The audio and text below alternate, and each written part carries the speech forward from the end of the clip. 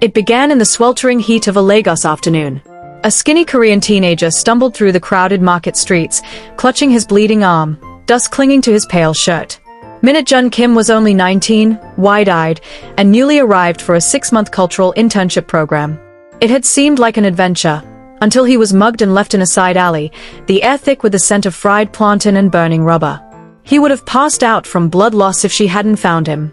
An older Nigerian woman with skin like burnished ebony and eyes kind and steady. She didn't ask questions. She simply dragged him into her modest roadside stall, cleaned his wounds with steady hands, and hummed a haunting lullaby that seemed to still the chaos in his chest. Her name was Mama Ifema. She fed him, kept him warm, and made him promise not to tell the authorities. He never got her full name, just the image of her humming that song, a song that stuck in his mind long after he left Nigeria.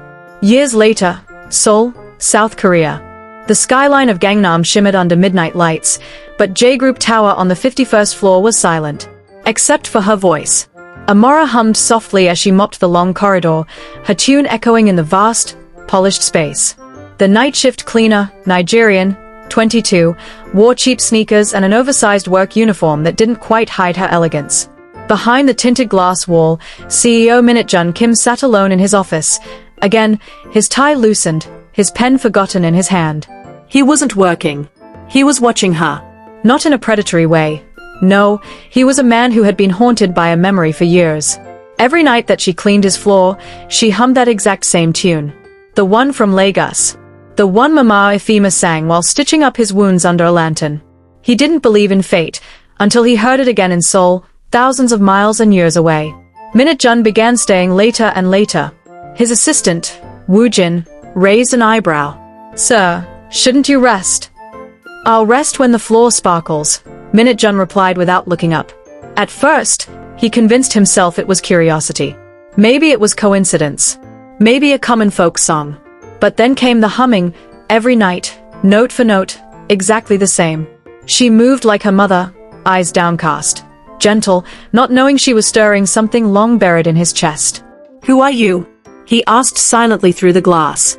One night, when she left behind her mop bucket by accident, he noticed a crumpled piece of paper sticking out from her cleaning supply pouch. A faded photo. He picked it up carefully. It was her, Amora, as a little girl, smiling beside a woman. And his heart stopped. The woman in the photo was Mama Ifema. Minit-jun held the photo like it was a piece of his own heart. He remembered every wrinkle of that woman's face. The soft hum she used to soothe his pain. The taste of her food, spiced with care. But what he didn't expect was this. Her daughter, Amora. The name suddenly had weight, like the wind whispering through an old, forgotten street in Lagos. It wasn't just a coincidence anymore. It was a connection, a thread across time. The next morning, Minit-jun walked into his private office with the photo tucked in his breast pocket. His mind raced, but his face remained blank as always. He summoned his head of HR discreetly. "I want the full personnel file of Amora Ifema. The cleaner." The man blinked in confusion. "Sir, the cleaner?" Did I stutter? "No, sir." Within the hour, a slim folder was placed on his desk. He opened it carefully, as if it might burst into flames. Inside were her documents, her application form, her immigration records, and a handwritten note she had submitted with her CV. "My name is Amora Ifema. My mother used to say, there's healing in music and dignity in work. I came to Korea not for luxury but for something simple, hope." Minit-jun read it 3 times. Then he leaned back, eyes closed. So it was true. This girl, this quiet, humming girl who swept the halls of his billion-dollar empire, was the daughter of the woman who saved his life. The next night, he spoke to her. "Amora." She froze mid-mop, startled. No one ever called her by name in this building. Especially not him. She turned slowly. "Why yes, sir." Minit-jun stepped out of his glass kingdom for the first time in weeks. Up close, she looked younger, stronger than he expected. And yet, her eyes had seen things. Like her mother's. "You always hum that tune," he said. She smiled nervously. "Yes, it's my mother's favorite. She used to hum it to me every night when we had no power back in Lagos." She said it calmed the hunger. Minit-jun's throat tightened. "I know that song." "You do?" Her brows lifted. "How?" He didn't answer. Instead, he just nodded and walked back to his office, leaving her stunned. From that night, everything changed. The boardroom was cold. His business partners, investors, and executives sat around the table, their faces tight and calculating. Chairman Minute-jun Kim was no longer a boy. He was a man of power. But power didn't shield him from control. "We've finalized talks with Mozambique Holdings," said Director Choi. "They are offering a 30% stake in shipping logistics if you agree to marry their daughter, Un Sae. A few chuckled. She's beautiful. Educated. A real corporate match." Minute-jun stared blankly at the papers. Marriage for leverage. Partnership through bloodlines. And yet his mind drifted to Amora, dancing slightly as she swept, humming under her breath. Her mother's eyes in hers. Her gentleness. Her resilience. "I'm not interested," he said quietly. The table fell silent. "With all due respect, sir," Woojin whispered beside him, "that's not a wise business move. I didn't build this company on arranged marriages. I built it from pain, sweat, and someone who once taught me how to heal." They didn't understand. They didn't have to. The next few nights were filled with silence, but it wasn't the empty kind. It was the kind that trembled with tension. Every time Amara stepped onto the 51st floor, she found Minute-jun already there, watching the city skyline like a man wrestling ghosts. Yet now, when she hummed, he smiled softly. When she paused, he'd offer her tea, silently, without a word. She'd take it. Their hands brushed once. He didn't pull away. It was a slow dance neither had choreographed. One night, Amara finally asked, "Why do you stay so late?" Minute-jun looked at her for a long moment, then said, "Because your voice sounds like home." She blinked. "I don't understand." "I wouldn't expect you to." He gave a soft smile. "But a long time ago, your mother saved a boy who had no reason to be saved. She fed him. She cleaned his wounds. She sang to him when the world felt like it was ending. And now?" He stepped closer, his voice barely above a whisper. "Now I hear that same song, and I know I'm safe." Amara felt the breath leave her lungs. She looked down, hands trembling around the mop. "That boy was you?" "Yes." Tears welled in her eyes.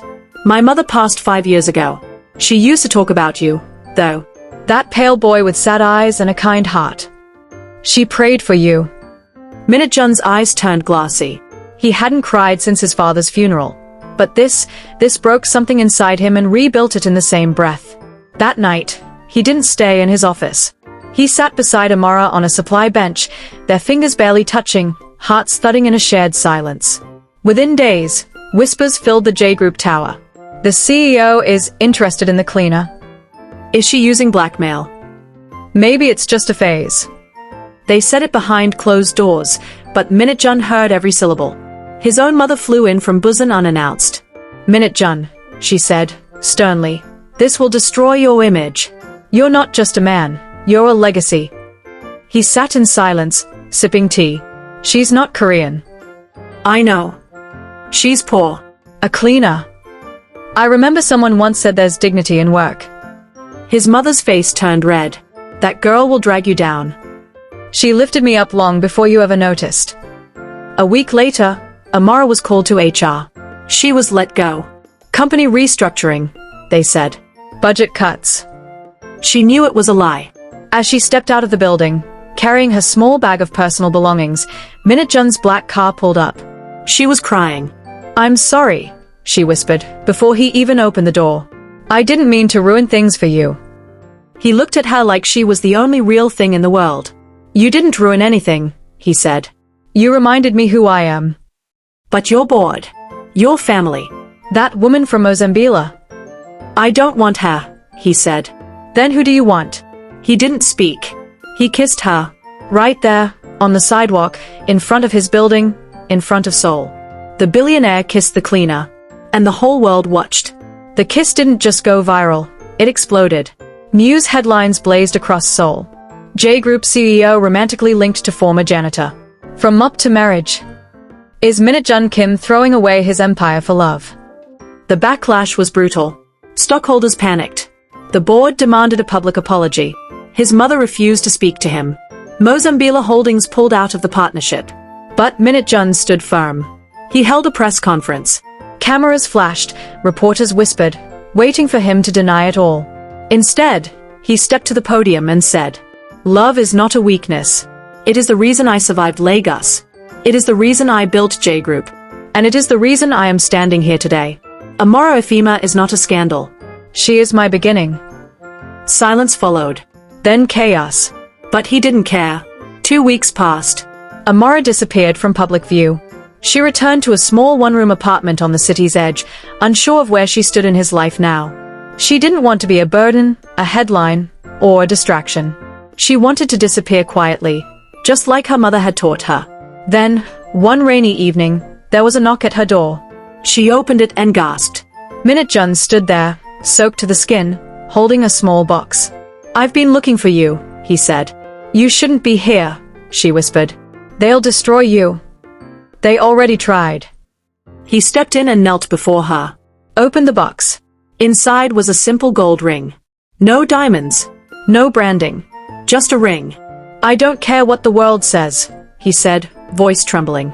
"I want to marry you not in spite of who you are, but because of who you are." Tears ran down her cheeks. "You could have anyone. I already found everyone, when I found you." She laughed softly through her tears.